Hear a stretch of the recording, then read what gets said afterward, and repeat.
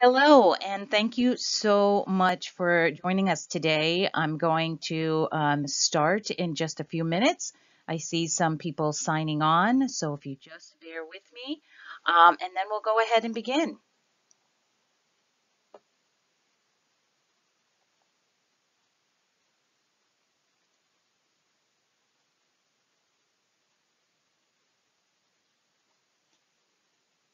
All right, wow, it looks like we have some great attendance.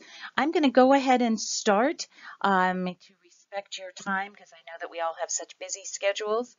But again, I just wanted to say hello. My name is Wendy Spellman, and I am the Strategic Business Development Manager with Azamara.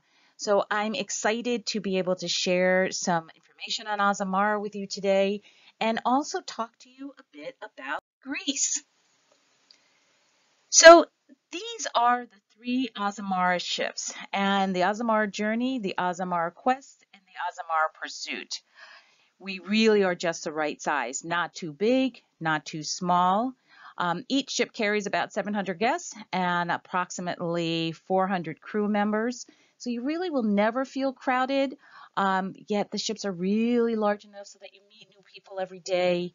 Um, about 90% of our staterooms feature an ocean view, and about 70%, if you can believe that, feature a veranda. So it's really kind of like your boutique hotel at sea. And so I want to welcome you aboard your boutique hotel at sea where we want to make you feel like family. So why Azamara? Azamara is all about destination immersion. If you ever wanted to spend a longer time in port, maybe spend some overnight in port so you can do some night touring, Azamara is the best choice for you. We're all about connecting people to people, people with cultures, and people with themselves, so that you really do return home with a brand new perspective of the place that you just visited. So moving right along to Greece, I just couldn't wait to get to this section. Greece, if you haven't been there yet, it's really an incredible country. You know, countless islands, really offering something for everyone. For history buffs, for beach lovers, for foodies, wine connoisseurs, shoppers, those adventure seekers, party goers, you name it. And Greece really, really has it. So, who is Greece? So, Greece has a parliamentary republic government, which means that they have a president and a prime minister. Voting is not optional. It is required for every single citizen who is 18 years old or older. Greek has been spoken for more than 3,000 years, and it's one of the oldest languages in Europe. Lots and lots of tourists, as you can see, 30 million tourists visit Greece annually, and they are the third largest producer of olives. So what is Greece? The capital is Athens. They use the euro. Um, there's 51,000 square miles in this country, so it's around the size, if you're originally from the U.S., it's around the size of Louisiana. So, many of the Greek structures, as when you get to Greece and you start going around, such as, they have this turquoise blue, such as the doors, windowsills, a lot of the domes on various buildings are painted this beautiful turquoise blue. And it's believed that that shade of blue actually keeps evil away. So I thought that was very interesting. It's the 11th longest coastline in the world at almost 8,500 miles. It's the longest in Europe, if you can believe that. It is home to 18 UNESCO World Heritage Sites. So if you're trying to add some UNESCO World Heritage notches in your belt there, this is the great place to go because you can visit a lot of UNESCO World Heritage Sites while you're in Greece. Where is Greece? It's in southeastern Europe. It's the southernmost country in Europe. You can see it right there, just south of Albania, Bulgaria, um, and Macedonia.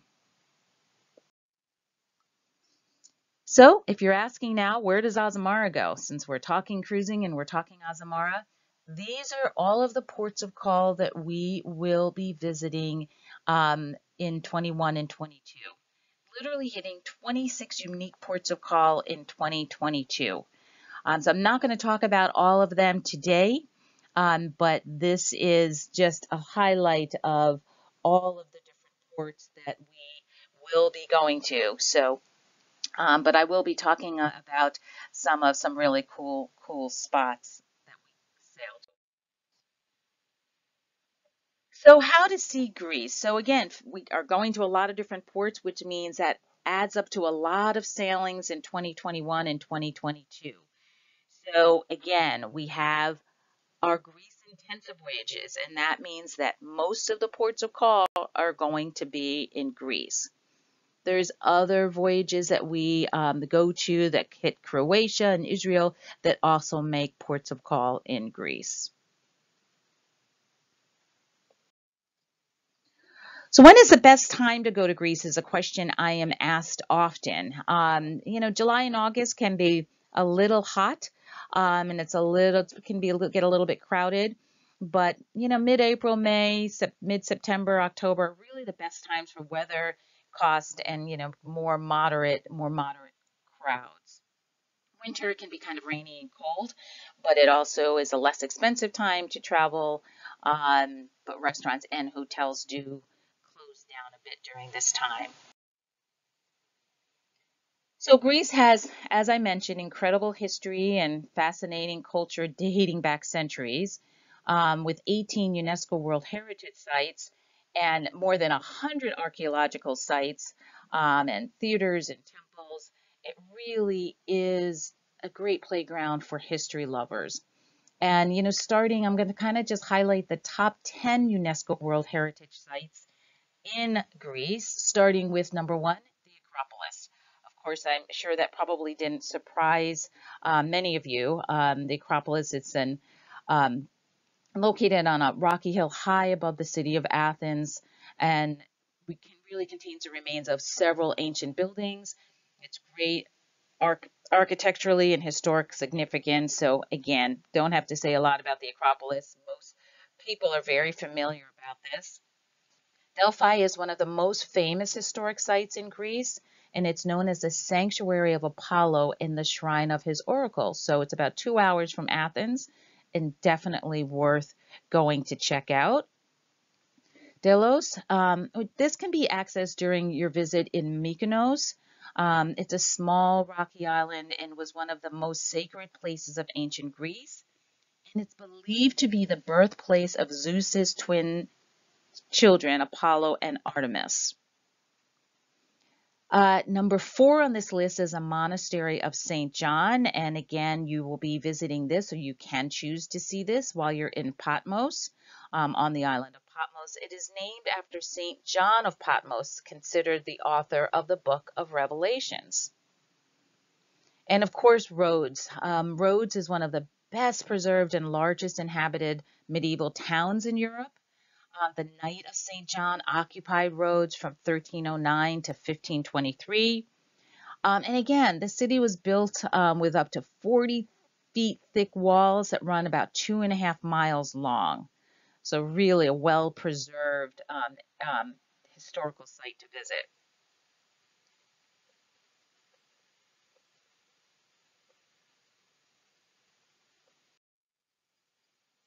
Moving on to number 6 was Old Town Corfu, which it has a very strategic position in the Adriatic Sea. Corfu went under the Venetian rule and did so for 4 centuries after that. Meteora is another great place. It means of elevated and suspended in air. This is a rock formation. It really hosts one of the largest built complexes of Eastern Orthodox monasteries. It's, again, there's so much here to see. And Olympia, where the first ancient Olympic Games were first held. Thessaloniki is the largest city of Greece and has 15 monuments included in the UNESCO World Heritage Site. And then Mount Athos, again, it's a holy mountain, and it's really been the spiritual center of the Orthodox world since 1054. This area is really cool because it includes about 20 monasteries, but it has been forbidden to women and children.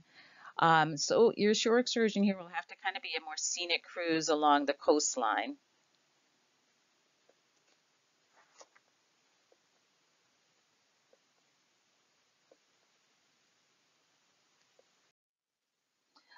Now we're getting to one of my favorite areas of discussions about Greece. It's the food and drink.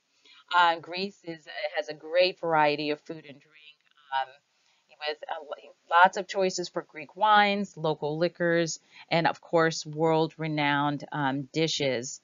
Um, it's really, they have, between its olive oil, the herbs and spices, and obviously their world-famous cheese. Um, it's a great place to visit. I would certainly uh, find some local restaurants to eat at while you're there. Ouzo is probably the most known drink to come from Greece. So moving right along to the beaches, another one of my most favorite activities to do when I travel. With Greece's coastline being among the longest in the world, its shores are really world famous and known for their crystal clear waters, their diversity. Um, Again, while you're here, I think being able to maybe find a restaurant along a beach and enjoy both and be able to go in those waters is great. There's also kite surfing, diving, and snorkeling. So if you don't want to just sunbathe, there's other options as well.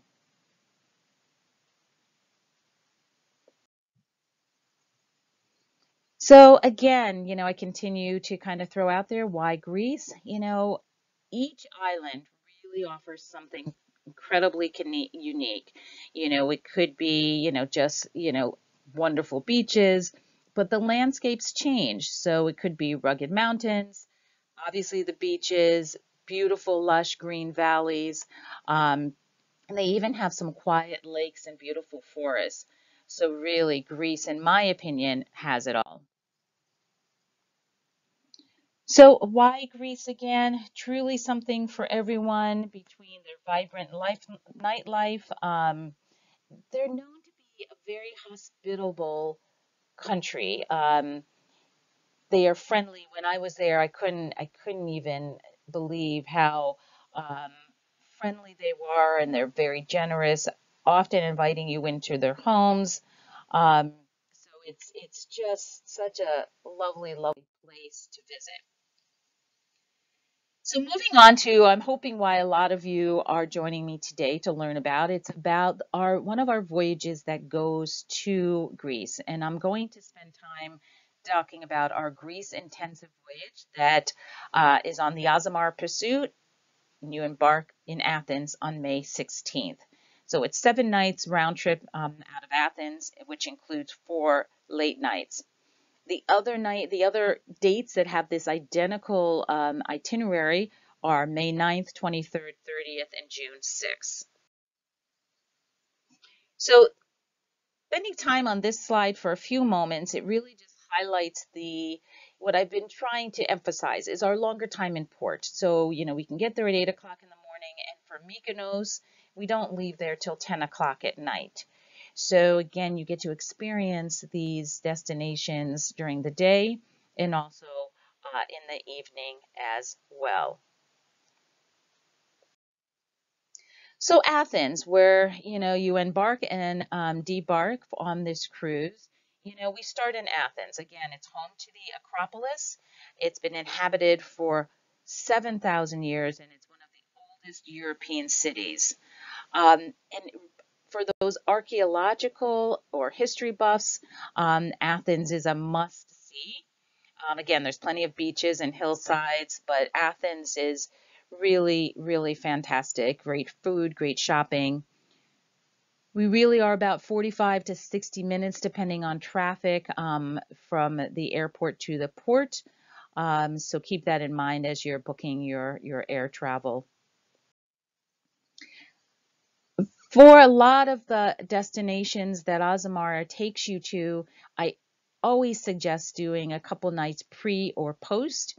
And this is the hotel that we work with for pre or post in Athens. It's a five-star hotel. It offers breathtaking views of the Acropolis, and it's really located right in the heart of the city. It has been there since 1874. It's won a lot of awards. It's a great landmark and easy. And if you book a pre or post, you get your transfers between the hotel and the ships, taxes and fee, portage and luggage handling, all included. So Mykonos, let's start there. Our first stop on this journey. Mykonos is world renowned for its seascape, fabulous beaches. They're very iconic windmills and whitewashed buildings. You can walk around Mykonos. It has lots of winding kind of lanes and corridors, so to speak, and full of beautiful courtyards and gardens. It's often called the Ibiza of the Aegean, which is very, very famous for its nightlife scene. Definitely the playground for the rich and famous. So again, when we're in Mykonos, we don't leave Mykonos till 10 p.m. So you have the opportunity to experience some of that nightlife. We do anchor, and it's only about a 5 to 10 minute tender ride. Again, because of the size of the Azamara ship, we get pretty close to the destination. The short excursion that I want to highlight for Mykonos is basically going to take a cooking class. So you actually go into the home of a local, a woman, and she will, share stories of her family history and heritage. You'll sip on some local wine, and she'll teach you to cook a Greek dish or two, and then you get to have lunch there as well. Moving on to KUSADASI in Turkey. Again, this is another late night stay. Um, this comes from the Turkish word kus, bird, and ada, island. So it's an island shaped like a bird's head. So we dock in KUSADASI, and this is where you can also experience some of the ancient Greek hospitality um, as well. Really, really beautiful stop on our stay. And while you're there, this is a wonderful place to go. It's Ephesus is a wonderful place to visit because it's one of the most important Greek cities in most, and it was used to be a trading center in the Mediterranean region and really flourished during the Roman Empire.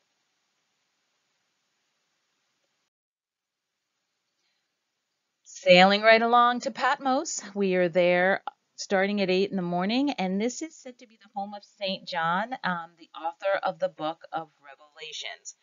Patmos is a UNESCO World Heritage Site and is really considered a sacred spot by many, many Christians. Um, you can visit this monastery of St. John. Again, you can see it kind of behind my text here. We dock here when you're at Patmos, so again, easy to get on and off the ship and spend, the time in town. If you're comparing Patmos to Mykonos, Patmos is really quaint, but it also contains many similar art shops and restaurants, and it's a little bit less crowded than Mykonos. So if you kind of need a day of relaxation, I say to take it in Patmos because at this point in the cruise, you might need a day to just kind of chill. And, I say to, go to the beach. Go to the beach, and if you take the shore excursion, it includes a sunbed, an umbrella, a typical Greek lunch at a beach tavern where you can start with a wonderful Greek salad and end with some wonderful local baklava. Moving on to Rhodes. Rhodes, and I touched on it a little earlier. It's the home of, again, it's also a UNESCO World Heritage Site, and it's the largest and best preserved fortified city in Europe. The Knights of St. John actually occupied Rhodes from 1309 to 1523. And this city was surrounded by 2.5 miles of 40 feet thick walls. So it's very, very much a preserved city.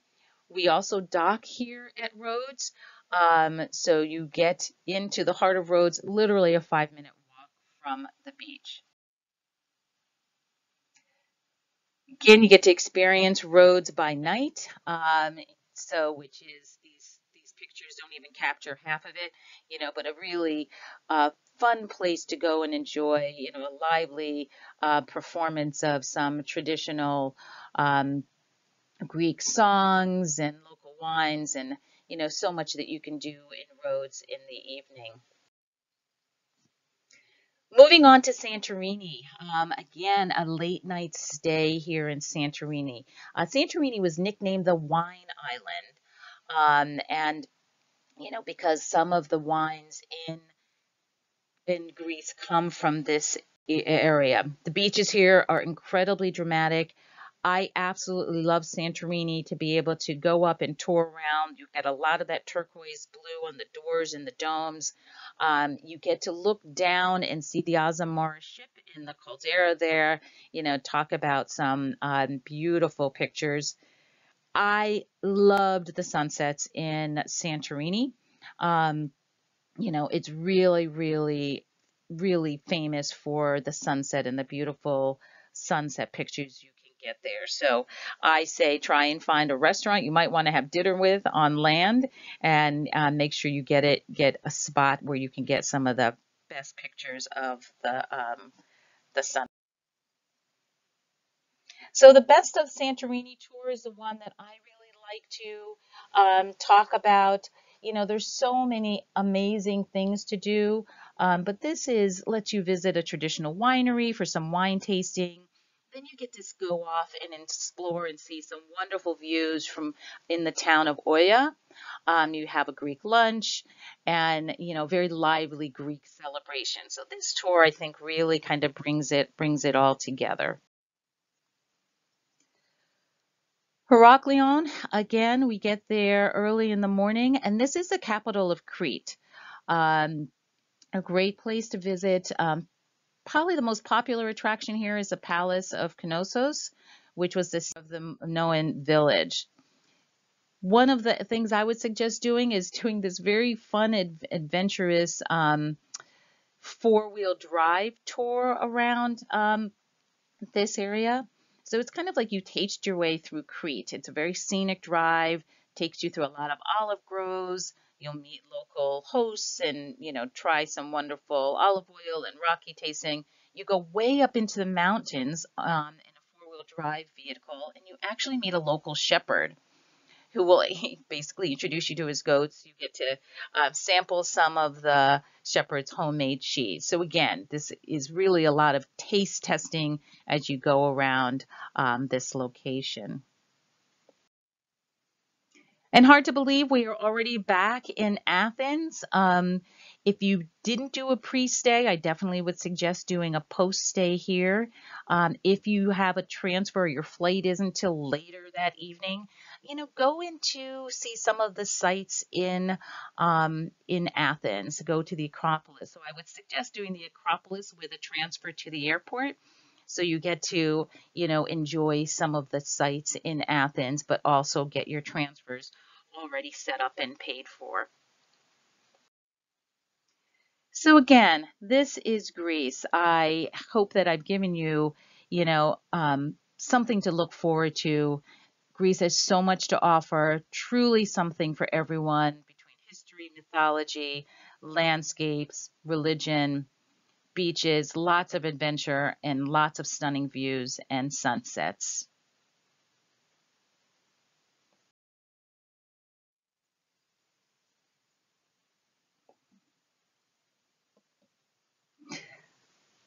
Circling back to why Azamara, really what better way is there to see a destination like Greece with our longer stays and our more overnights and night touring? It allows you to experience this destination sort of from all angles. The ship is fabulous. While on board the ship, we include a lot of amenities between your gratuities, international beers, wines, standard spirits, water are all included in the cost of your voyage on Azamara. Right now, we have a really fabulous promotion going on. It's our double upgrade. It's our most popular promotion, and where you can get a veranda for the price of an interior stateroom. So definitely talk to your CruiseWeb advisor, and they can give you more information on this. And we're also going to be running a promotion and a sale where we're going to be offering you some additional onboard credit for your voyage. So we're going to be running that for about 2 weeks. So I would certainly act quickly so you can get some of those additional amenities. So thank you so much for joining me. Before I run out of time, I do have time for some questions. If anyone has put some questions in the chat box, and it looks like there's already questions from earlier in the presentation. Let's see, for overnight stays, do you have to return to the ship by a certain time? Well, yes, I would certainly say if we're tendered 5 or 10 minutes away, the ship will be very good about telling you what time the last tender is. I would not miss it. And if we're docked, I would certainly be getting back on the ship. If we're leaving at 10 o'clock, I would say by 9:30 would be the latest I'd want to be getting back on the ship. Let's see here, another question. Will I have a difficult time on land if I can only speak English? Absolutely not. With the amount of tourism that goes through Greece every year, they're very used to American or English-speaking tourists. So English is, you can get around Greece very easily speaking English.